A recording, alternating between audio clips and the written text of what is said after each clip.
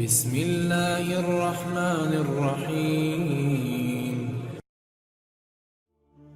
حضرت شیخ شبلی رحمۃ اللہ علیہ بیان فرماتے ہیں کہ ایک دفعہ میرا ایک ہمسایہ فوت ہو گیا۔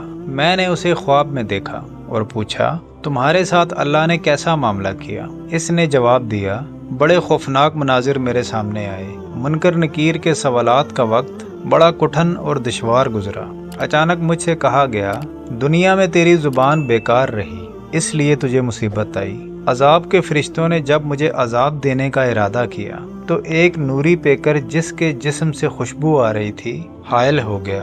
وہ مجھے منکر نکیر کے سوالات کے جوابات پڑھاتا گیا۔ اس طرح میں کامیاب ہو گیا۔ میں نے اس نوری پیکر سے پوچھا آپ کون ہیں؟ اس نے جواب دیا میں تیرا وہ درود پاک ہوں جو تو دنیا میں اللہ کے حبیب صلی اللہ تعالی علیہ وآلہ وسلم پر پڑھا کرتا تھا۔ اب تو فکر نہ کر، میں قبر، حشر اور پل صراط میں نیز ہر مشکل مقام پر تیرے ساتھ رہوں گا اور تیری مدد کروں گا۔ سبحان اللہ۔